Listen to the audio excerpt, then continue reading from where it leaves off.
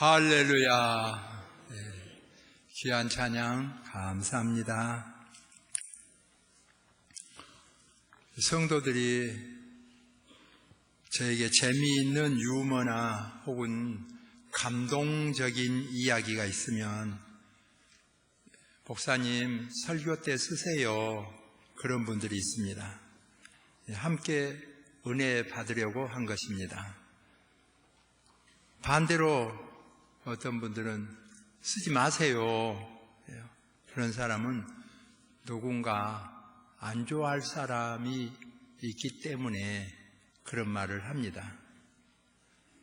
그런가 하면 또 목사님 또 설교 때 쓰시려고 그러지요. 이런 사람도 있어요.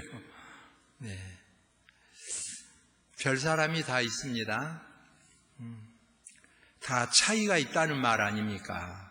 각각 천태만상입니다. 성도 여러분, 좋았습니까? 감사하십시오. 안 좋았습니까?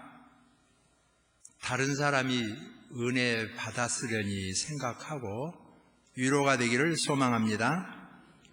합력하여 선이 될 줄로 믿습니다. 오늘도 귀한 말씀을 주셨습니다. 말씀을 봉독할 때에 벌써 은혜를 받았습니다.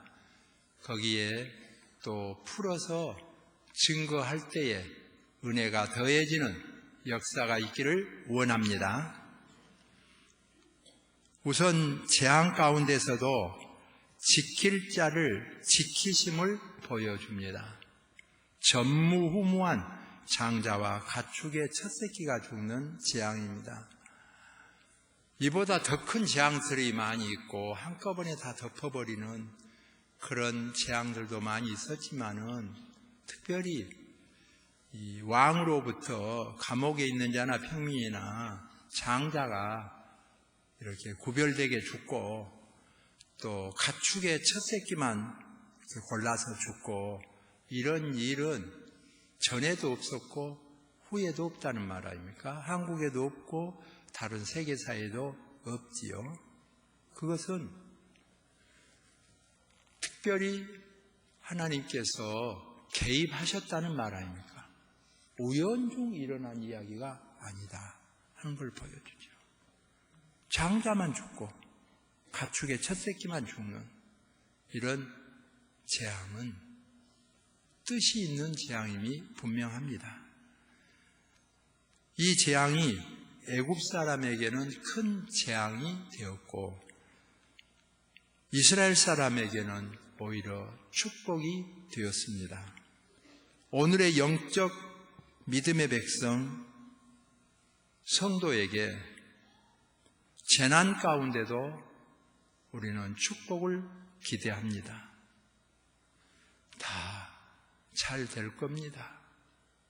굳이 애굽인이 재앙을 입은 것처럼 분명히 말하거니와 단언하거니와 재앙을 받는다 생각할 수 있고 재앙 가운데서도 건짐을 받는다 생각할 수 있습니다. 창세기부터 계시록까지 성경에는 그것을 보여주는데 하나의 선택권입니다. 너희가 이렇게 하면 복을 받고 이렇게 하면 저주를 받는다. 이것을 보여줍니다. 온 세상이 홍수로 멸망할 때도 하나님께서 이렇게 하면 구원을 받는다 하는 것을 노아를 통해서 보여줍니다. 소돔과 고모라가 멸망할 때도 이렇게 하면 구원을 받는다 하는 것을 보여줍니다. 성경은 오늘 우리로 하여금 앞서 깨닫게 하는 은혜입니다. 이렇게 하면 천국을 유업으로 얻는 은혜를 입게 되고 이렇게 하면 지옥의 형벌을 받는다. 이렇게 성경은 밝혀주고 있습니다. 적어도 여러분은 영의 축복을 받았지 않습니까? 구원의 은총입니다. 자기 자신이 정말 깨닫지 못하면 금덩어리를 가지고도 귀한 줄 모르는 것하고 똑같습니다. 금덩이보다 더 큰 영생 복락을 얻는 영광을 성도는 대복을 이미 받았습니다. 오늘 이 예배를 드리면서 이것을 확실히 깨닫는 은혜의 시간 되기를 소망합니다. 그러므로 성경은 내 영혼이 잘됨 같이 그랬어요. 영혼이 잘됨 같이. 영혼의 축복입니다. 이건 다른 사람이 따라올 수가 없습니다. 불신자가 따라올 수가 없어요. 선택받지 못한 자가 따라올 수가 없지요. 하나님의 백성이 아닌 자가 따라올 수 없지요. 귀신 섬긴 자가 따라올 수 없지요. 우상 숭배한 자가 따라올 수가 없지요. 하나님의 백성이 차지하는 특권입니다. 은혜입니다. 놀라운 복을 받은 것입니다. 만들어 놓은 이야기 가운데 이런 이야기가 있습니다. 옛날에는 차가고 온순하면 천당에 들어갈 수가 있었습니다. 그러다 보니까 맨 차가고 온순한 사람들만 모여들다 보니까 이 천국이 문제가 생겼어요. 운영에 비상이 생겼습니다. 그래서 하나님께서 특단의 조치를 내렸습니다. 지금부터는 천당 입성 조건으로 한 가지씩 특기가 있어야 받아준다. 이렇게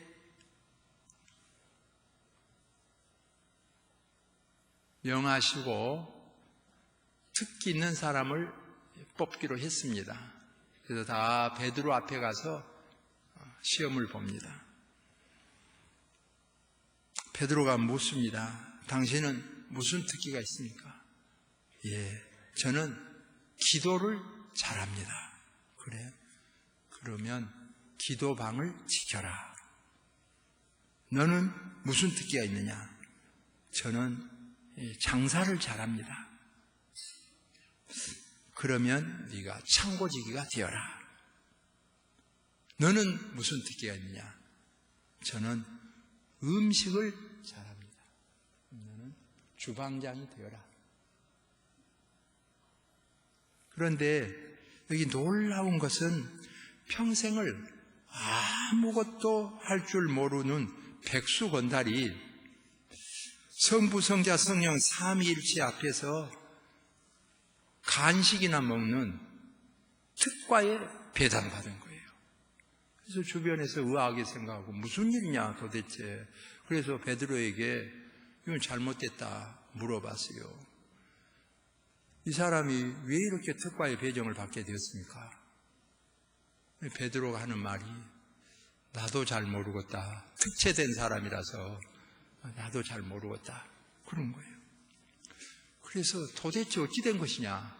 그래서 모두 함께 이 백수 건달에게 모여가서 살펴보았더니 세상에 이 백수 건달이 성부, 성자, 성령 삼일체 하나님 옆에 바짝 붙어가지고 훈수를 하고 있는 거예요. 성도 여러분, 여러분도 가정에서 좋은 훈수를 해보세요. 훈수도 장기 중에 하나고 달란트 중에 하나입니다. 굳이 헐뜯어서 가족을 무너지게 하고 직장을 무너지게 하고 교회를 아프게 하고 사회를 멍들게 할 필요야 없지요. 가능하면 좋은 훈수를 해서 기쁨을 선사하는 것도 큰 달란트 중에 하나라고 봅니다. 평생 쓸 수 있는 특기를 하나 개발한 것도 필요하다고 합니다. 성경은요, 구하라, 찾으라, 두드리라, 그러면 열리리라. 주님 말씀하셨습니다. 구하지도 않고, 찾지도 않고, 두드리지도 않고, 달란트가 없다, 특기가 없다 한다면 게으름병이죠. 지금까지 살아온 것은 살아온 것이고 앞으로 생애가 짧든 길든 계획을 세우면서 구하고 찾고 두드리는 자세가 필요합니다. 적어도 특기 하나는 개발하여서 쓰임받는 성도 여러분 되기를 소망합니다. 다 같이 어려운 시대에 살아가고 있는 것은 사실입니다. 현대를 풍자해서 이런저런 이야기를 많이 만들어내지요. 근래에 우리나라의 그 모습을 풍자한 것 가운데 유행되는 것이 이런 것 있어요. 이번에 트럼프 대통령이 당선이 돼서 박근혜 대통령께서 전화를 했어요. 당선을 축하합니다. 전화한 거예요. 트럼프가 전화를 받고 됐고 순실 받고 그랬다는 거죠. 이것에서 이 시대 풍조가 거의 포함되지 않느냐 그래 볼 수 있지요. 이런 세대를 우리가 살아갑니다. 그런데 여기서 우리는 대책을 세울 때 또 고민하게 되지 않습니까? 이 핑계 저 핑계 되어도 결국은 어느 누구도 이 어지러운 세상에 딱 바로 잡을 만한 총리를 뽑아내기도 어렵지 않습니까?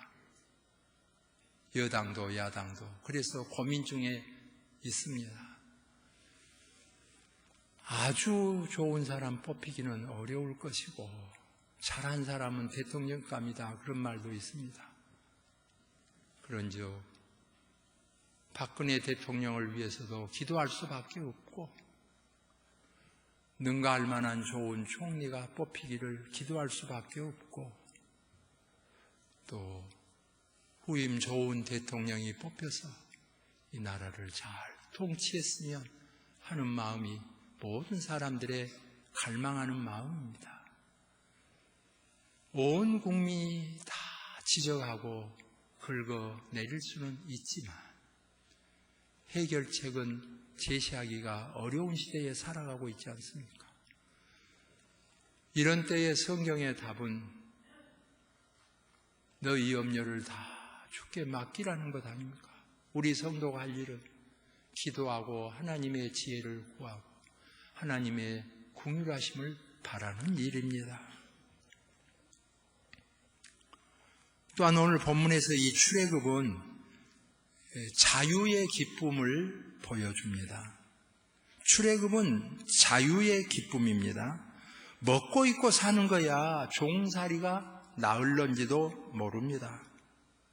출애굽하는 사람들 중에요, 너무 출애굽한 후에 고생스럽고 그렇게 하니까 차라리 종살이 하면서 거기서 고기 잘 먹고 떡 잘 먹고 마늘, 파를 먹으면서 호요광할 때가 좋았다, 그런 사람들이 있었잖아요. 그리고 돌아가자 막 그랬잖아요. 예수 믿기 전에 더 좋았다, 믿고 난 후에 고달프고 어렵다, 이럴 수 있어요. 왜 출애굽을 합니까? 왜 예수님을 믿습니까? 그 요지는 하나님을 잘 믿기 위한 것 아닙니까? 하나님을 섬기며 사는 것이 축복임을 잃어버리면 세속 사람보다 못하다는 시험에 들게 됩니다. 그렇기 때문에요, 여호수아가 출애굽한 백성을 향하여 가나안에 정착했을 때 말합니다. 너희가 본래 섬기던 애굽 신을 섬기든지 아니면 여기 정착한 가나안 신을 섬기든지 선택하라. 오직 나와 내 집은 여호와를 섬기겠노라. 오늘 우리에게 해답입니다. 택한 백성은 하나님의 백성입니다. 귀신 섬겨봤습니다. 우상 숭배해봤습니다. 하나님을 섬기는 백성이 하나님 섬기는 그 즐거움을 놓쳐버리면 다 잃게 됩니다. 오늘 여기서 예배를 드리는 여러분, 하나님 섬기는 행복을 소유하는 은혜가 있어지기를 소망합니다. 하나님을 섬긴 사람이 세속적인 탐심만 부리다 보면 선택받은 자의 기쁨을 상실하게 됩니다. 믿었으니 받는 영광입니다. 믿었으니 받는 상처일 수 있습니다. 전에 우리 교회 김농학 교수님이 목포로 이사 가셨는데요, 바이올린을 했어요. 연주 잘해서 열광적이었어요. 제가 보니까 턱 밑에 상처가 있더라고. 그래서 내가 여기 새까맣게 멍이 들고 상처가 있네요. 그랬더니 웃으면서 그래요. 목사님, 영광의 상처 아닙니까? 바이올린 하면 다 그렇습니다. 바이올린 여기다 대고 막 비벼대니까 여기 턱 밑에 상처가 싹 있더라고. 이건 감수해야 됩니다. 너무 아프면 우리도 이렇게 약부가 있지만 부드러운 거제로 되기도 하고 그럴 정도죠. 구더기 무서워 장 못 담그랴, 그런 말 있죠. 그것 때문에 그걸 못한다면 교수님은 어떻게 합니까? 생업은 어떻게 합니까? 영광은 어떻게 받습니까? 영광의 상처입니다. 그 말한 걸 들어봤어요. 김원기 선수 있지요. 지금같이 그렇게 금메달이 흔할 때가 아닙니다. LA에서 금메달 레슬링으로 탔을 때 온 국민이 열광했어요. 특별히 그 경기장에서 이기고요, 무릎 꿇고 기도하던 그 모습이 지금도 선명합니다. 우리에게. 그 김원기 선수를 이 진 목사가 주례한 것을 다 놓고 알아주면 좋겠어. 그런데 그 김원기 선수가 가까이서 보니까요, 귀가 다 문드러졌어요. 귀가 왜 이럽니까?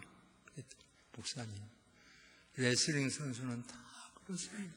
날마다 부딪히니까 깨졌다 부서졌다, 귀가 아니고 추그러져가지고 퉁퉁해져가지고 우리 귀하고는 다르게 완전히 이상한 귀가 돼 있어요. 레슬링 선수들의 영광에 귀라는 거죠. 상처가 다 있습니다. 그거 두려워하면 LA에서 금메달 못 받지요. 하물며 성도가 영원한 하나님의 나라를 유업으로 얻는 성도들이요, 생명의 면류관을 받는 사람들입니다. 금메달이고 세상에 월계수로 엮은 썩은 면류관도 있습니다. 썩지 아니할 의의 면류관, 생명의 면류관이요, 구원의 면류관을 받은 성도에게는 상처가 있을 수 있습니다. 잘 감당하면 복이 될 줄로 믿습니다. 목사가 받는 영광이 큽니다. 그러나 영광만 있는 것이 아니라 상처도 있습니다. 정도성 목사님이라고 도성 안에서 제일이지만은 어찌 상처가 없겠어요? 작은 상처, 그거 감당해야 됩니다. 그 정도의 상처 이겨야 합니다. 더 큰 영광이 있기 때문에 사도 바울은 좋게 비교할 수 없다 그랬어요. 고난 풍파와 그 영광과 좋게 비교할 수 없다. 하나님의 은혜죠. 사도 바울은 모든 조건을 다 지닌 사람이에요. 장래가 촉망된 조건을 갖춘 사람. 그러나 주님의 부르심을 입어서 헐벗고 매맞고 굶주리고 감옥에 갇히고 어려움 당했습니다. 그래도 하늘의 면류관을 바라보고 승리했습니다. 제가 굳이 비교한다면 저는 그런 영광을 갖추고 태어난 금수저는 아니고 베드로처럼 앞에 그물을 던져도 고기가 안 잡히고 뒤로 던져도 안 잡히고 좌로우로 던져도 안 잡히고 코가 깨지고 된 것이 없고 병들고 모자란 거. 저도 참으로 죽을 마음을 먹어봤기 때문에 몸이 아파서 병들어서 죽고자 하면 이해가 되고, 너무 돈이 없어서 보채면서 죽고자 하면 이해가 되고, 더군다나 꿈을 상실해서 젊은이라도 죽고 싶은 생각을 가지면 이해가 돼요. 내가 해보니까. 그래 높은 산에 올라가서 바다를 바라보고 하늘을 바라보고 산천을 바라보고 이렇게 사는 것보다는 죽는 것이 낫겠다, 그런 생각을 해본 때 있었어요. 왜 하나님께서 불쌍히 여겨주셨는지 고향교회 전도사님을 통해서 교회를 맡아보라고 했습니다. 몇 개월이 돼도 들어갈 사람이 없어요. 어른 서너시에 아이들하고 있으니까 생활대책이 되지 않잖아요. 그래서 자기 11조 1,000원씩 주면서 봉사하도록 해서 제가 목회길에 들어서게 됐죠. 성경학교도 안 나온 사람이, 전에는 반사잖아요. 반사가 부임하니까 전도사로 불러주어서 전도사가 되었고, 신학을 해서 목사가 되었습니다. 항상 노래 부르듯이 하는 말이 그러잖아요. 제가 특별한 사명감이 있는 것이 아니에요. 이것은 아주 합당한 일이 아니에요. 만 백성을 구원하고 나는 죽고 십자가 밑에 매장하고 오직 사람들의 생명을 구원하기 위해서 헌신봉사하겠다, 이래야 교역자의 자격이 있는 것이지, 이것저것 해보니까 다 안 돼서 신학이라도 한번 해볼까 이런 식으로 하면 그거는 출발부터 안 된다 이거예요. 안 좋은 것이라 이거예요. 그런데 그 안 되고 안 좋은 것 중에 하나가 제가 했거든요. 저는 모든 조건 바울처럼 다 분토와 같이 내던지고 된 사람이 아니에요. 이것저것 다 안 되는 거예요. 뒤로 넘어져도 코가 깨고 미칠 지경인 거예요.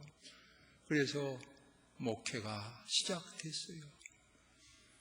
불쌍한 거죠.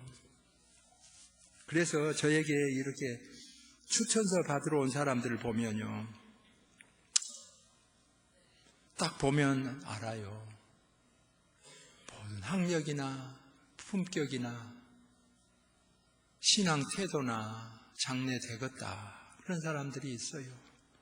서슴없이 사인을 해주죠. 그러나 어떤 학생은요, 보나마나 안 되게 생겼어요. 그리고 인품도 안 좋고 믿음도 시원찮고 소명감이라도 있을까 해서 소명감을 물어보면 힘을 통해요.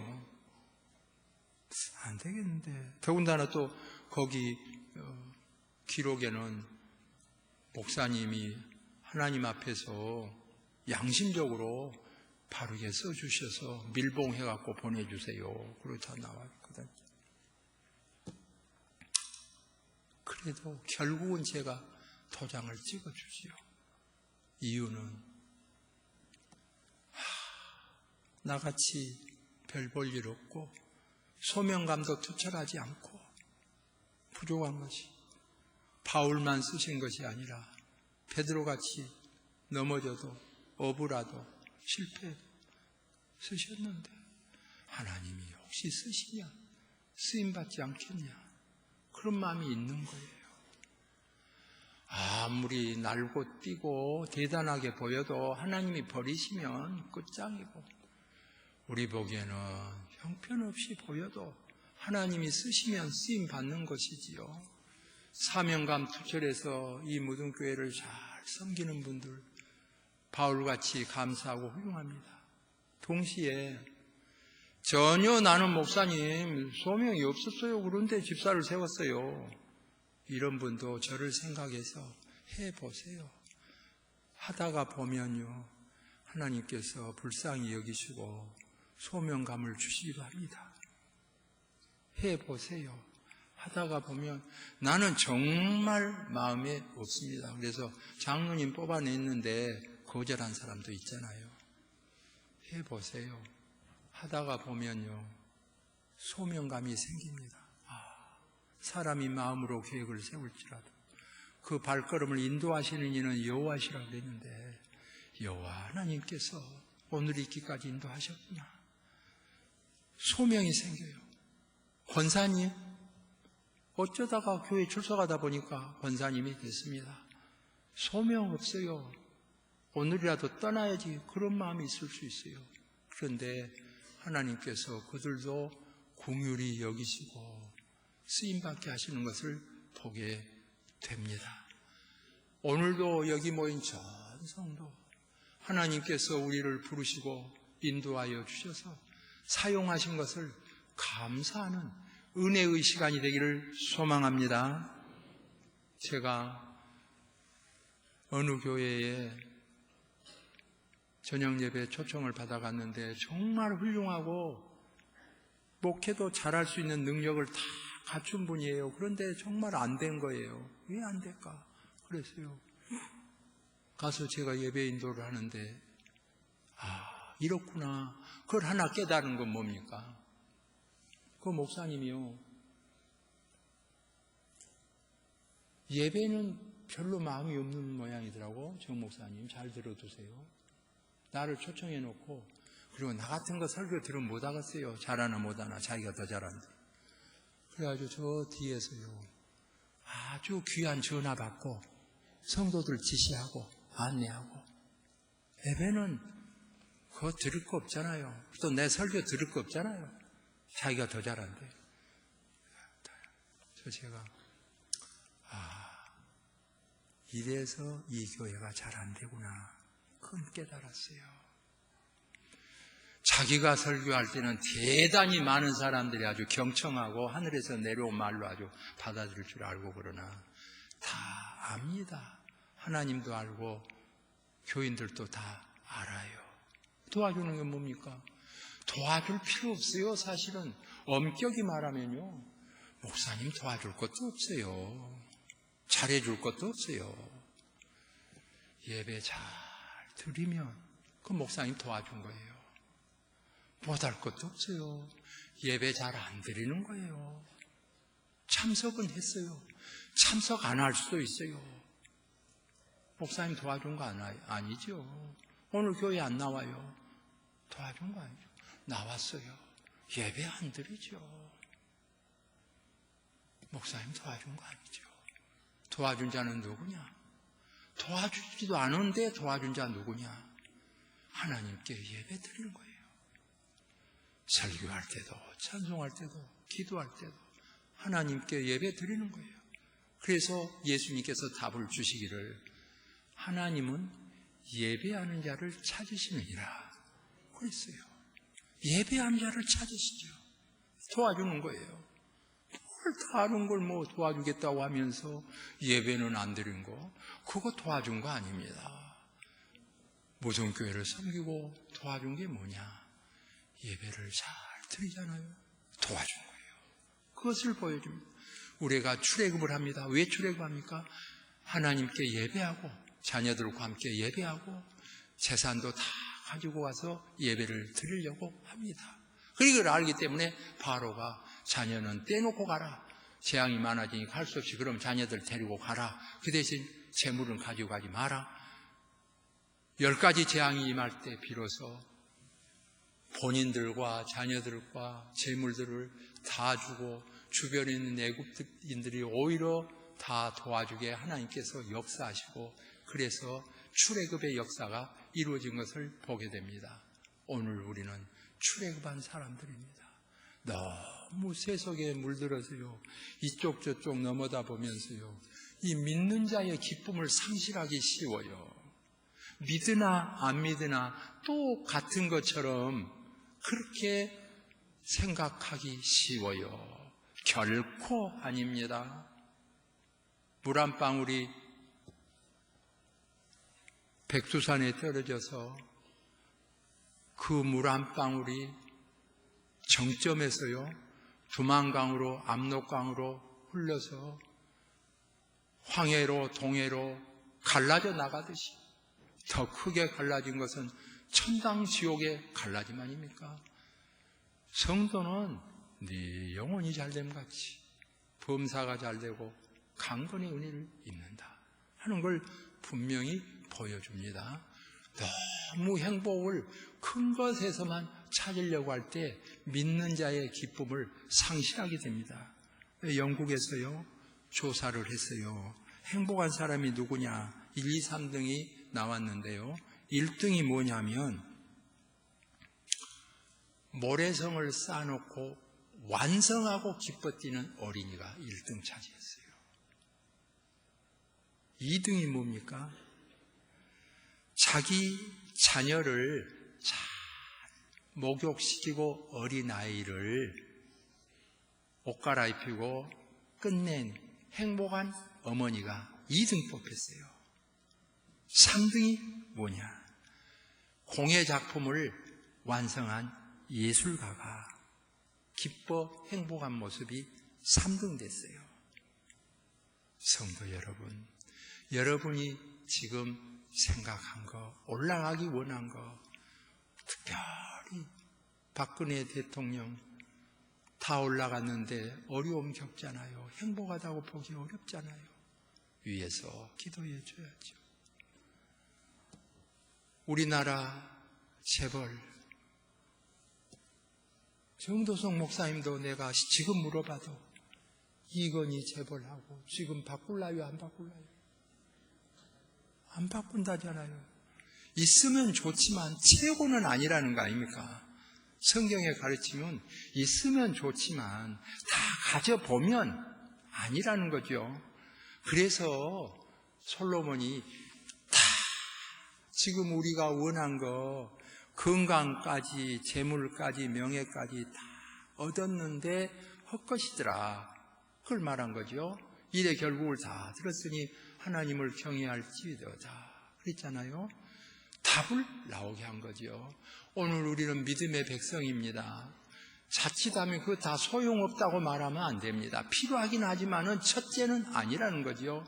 신구약 성경은 다 답을 말합니다. 우리는 뭐 의사들이 늘 나와서 뭐 계란이 안 좋다 그랬다가 금방 좋았다 그래갖고 불티나가고, 쌀이 안 좋다 그랬다가 금방, 심지어는 기름덩어리가 안 좋다 그랬다가 금방 좋았다 그랬다가 늘 틀리잖아요. 왜냐? 본인들도 잘 모르니까 그러지요. 잘 아시는 하나님은요, 뭐라고 말하냐? 이 세상에 사는 동안은요, 먹고 마시는 것보다 더한 즐거움은 없다. 신구약 성경이 그렇게 말한 거예요. 너무 이 신약에는 먹는 것 때문에 염려 마라. 들풀도 하나님이 기르시고 까마귀도 먹이시면 그거 다 사람이 오죽하겠냐, 살피신다. 구약은요, 먹고 마시는 거. 정말 이보다 행복이 어디 있겠냐. 하나님의 나라는요, 먹고 마시는 곳이 아닙니다. 이 땅에서는 먹고 마시는 즐거움이기 때문에 제일 지금도 인기가 있는 사람 어떤 사람이냐면 음식 먹을 때 즐거워한 사람이에요. 어떤 초대를 받아서 웬만하면 즐거워하는 거예요. 그리고 초대해 본 사람은 목사님, 웬만하면 초대에 응한 것이 좋습니다. 그런 말 한 이유는요, 초대하면 응해가지고 즐겁게 잘 먹는 것이 축복이고 행복한 사람 중에 들어갑니다. 먹는 것 가지고 타박하면서 그런 사람 평생 부자라도 권세가 있어도 하여튼 어떤 모양이 있어도 불행한 것을 많이 보게 돼요. 그래서 성경대로 먹고 마시는 즐거움을 누리는 거죠. 초근래에 지금 일본에서 조사한 중에서는요, 오히려 막 되게 보면 많이 먹으면 기름기 끼고 그래갖고 빨리 죽고 막 이런 게 지금 통계적으로 나온 건데, 지금 장수한 나라 중에 일본이 들어갔는데 지금 일본에서 조사한 것 중에 다 실제적으로 해보니까 오히려 잘 먹은 사람이 오래 살더라잖아요. 잘 먹은 사람이. 그 근거가 있는 것 중에 하나가 뭡니까? 사과가 제일 좋고 과일이 제일 좋다 해도 사과만 먹는 그런 지역에서 평균 연령이 40세입니다.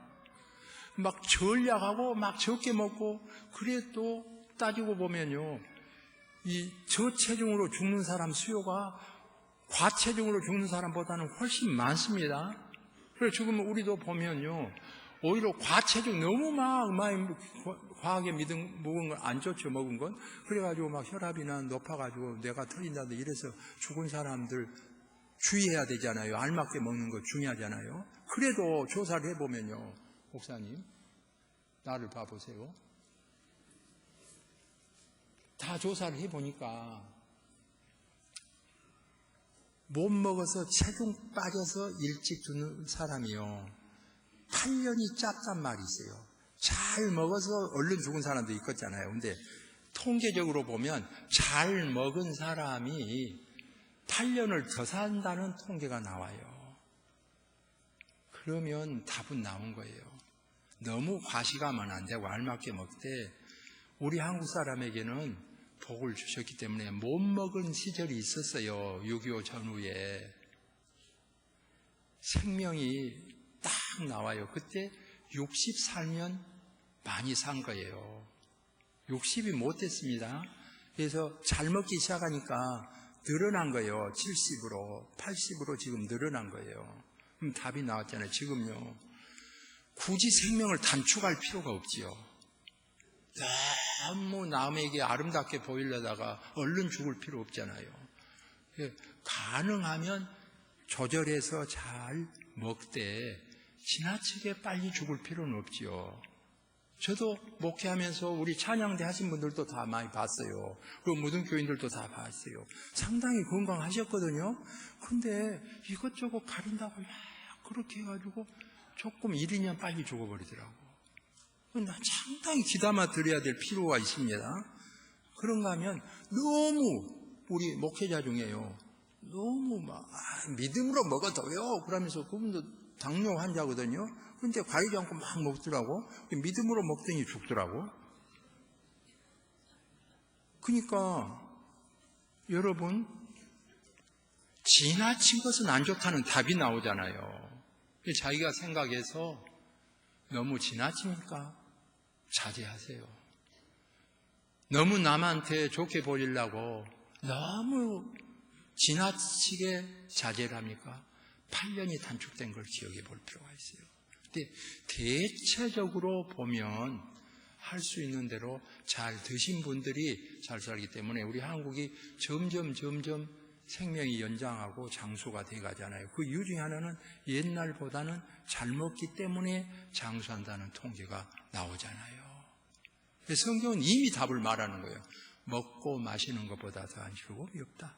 그래서 이왕이면 음식 먹을 때 투정하지 말고 늘 맛있게 먹고 또 먹을 일 있으면 기뻐하고 성도들이 교제할 일 있으면 즐거워하고 감사 기도하고 먹도록 노력하는 거 중요하죠. 그것 때문에 영을 놓쳐버리면 이 세상은 잠깐이고 하나님 나라는 영원한데 그걸 놓쳐버리면 얼마나 불쌍하겠어요. 그렇기 때문에 답은 네 영혼이 잘됨 같이 이건 갖춰놓고 영혼은 갖춰놔야죠.